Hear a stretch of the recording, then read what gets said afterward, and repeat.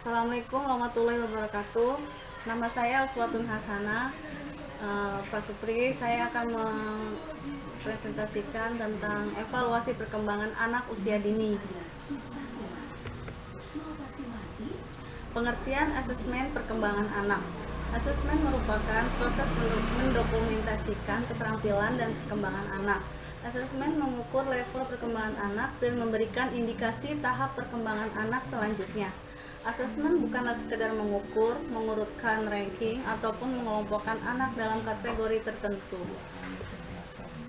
Tujuan asesmen. Asesmen digunakan untuk beragam tujuan sebagai berikut. Yang pertama, untuk mengetahui berbagai aspek perkembangan anak secara individual. Yang kedua, untuk diagnosa adanya hambatan perkembangan maupun identifikasi penyebab masalah belajar pada anak. Yang ketiga, untuk memberikan tempat dan program yang tepat untuk anak. Dan yang terakhir, untuk membuat perencanaan program atau kurikulum planning. Perencanaan asesmen adalah meliputi berbagai aspek sebagai berikut. Yang pertama, menetapkan tujuan yang spesifik, bersifat reliable dan valid. Yang kedua, mempersiapkan berbagai sumber atau informasi yang beragam, melibatkan keluarga dalam mendapatkan informasi tentang anak, lalu file dan sesuai dengan kebutuhan anak, dan yang terakhir merencanakan asesmen yang otentik. Kemudian asesmen perkembangan fisik atau motorik. Asesmen bagi perkembangan fisik motorik dapat dijadikan pedoman bagi guru untuk melihat kemajuan kemampuan anak dalam mengendalikan gerakannya dan mengkoordinasikan mata dan tangannya serta dengan anggota tubuh lainnya.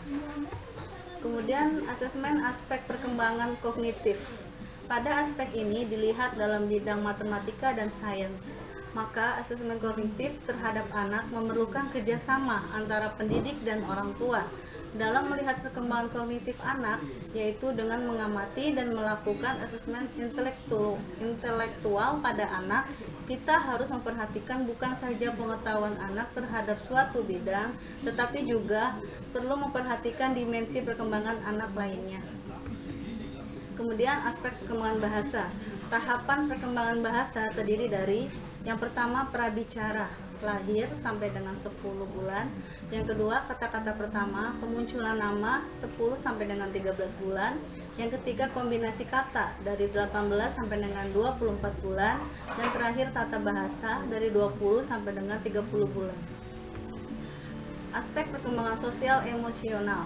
Perkembangan emosi anak usia dini merupakan proses yang sangat kompleks, yakni berkaitan dengan temperamen, perasaan, reaksi, konsep diri, dan harga diri. Emosi anak usia dini adalah bukti dalam menunjukkan ekspresi, bahasa tubuh, gaya komunikasi, dan perilaku yang ditimbulkan karena bermain dengan alat-alat mainan dan alat-alat pembelajaran. Perkembangan sosial adalah proses yang muncul melalui belajar mengenai dirinya dan orang lain, membuat dan menjaga pertemanan. Kemudian langkah-langkah penyusunan instrumen perkembangan anak. Yang pertama, mengidentifikasi variabel, dalam hal ini adalah berbagai aspek perkembangan anak. Yang kedua, menganalisis teori, yaitu mencari, mendeskripsikan, menyintesiskan teori-teori yang berkaitan dengan aspek perkembangan anak. Kemudian menyusun konstruks, yakni mendefinisikan berbagai aspek perkembangan anak secara konseptual. Lalu menyusun definisi operasional, yaitu mendefinisikan berbagai aspek perkembangan secara operasional atau dapat diukur. Kemudian menentukan dimensi atau indikator dan menyusun kisi-kisi instrumen atau blueprint, dan terakhir menyusun butir-butir instrumen. Contoh instrumen perkembangan anak dari berbagai aspek. Yang pertama, perkembangan aspek sosial emosional. Ya, indikatornya pengenalan diri dan harga diri. Terdiri dari satu, mendeskripsikan diri, keluarga, dan kelompok budaya. Meliputi mendeskripsikan diri, menceritakan tentang keluarga, menggabungkan diri dengan anggota keluarga dalam kegiatan, yakni menggambar, bermain, bercerita, dan terakhir menerangkan kultur keluarga dan tradisi atau makanan, hari libur, musik. Kemudian dari perkembangan bahasa, contohnya indikatornya misalnya bahasa ekspresif. terdiri dari butirnya berbicara dengan cara yang jelas bagi pendengar, kemudian menghasilkan bunyi dengan benar, menunjukkan penggunaan kata kerja yang tepat. Kemudian indikator menggunakan bahasa untuk mengkomunikasikan ide-ide dan perasaan, terdiri dari menceritakan pengalaman, berkomunikasi dengan orang dewasa dan teman, memberi kontribusi ide dalam permainan kelompok. Kemudian dalam contoh dari perkembangan aspek kognitif dalam indikator motivasi dan memecahkan masalah, itu terdiri dari yang pertama mengamati dan menyelidiki bahan-bahan mainan dan benda-benda lain yang baru, memanipulasi benda untuk memahami fungsinya, dan menggunakan lebih dari satu indera untuk memperoleh informasi tentang proyek.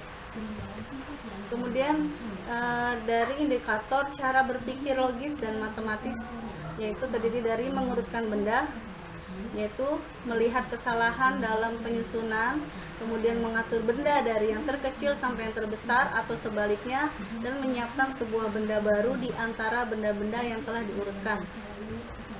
Manfaat yang diperoleh dari pelaporan perkembangan anak usia dini diantaranya adalah sebagai berikut. Yang pertama, diagnosis kemajuan perkembangan anak. Yang kedua, prediksi masa depan anak. Yang ketiga, seleksi dan sertifikasi. Dan terakhir, umpan balik kegiatan pembelajaran dan kurikulum sekolah. Terima kasih Pak, demikian presentasi dari saya.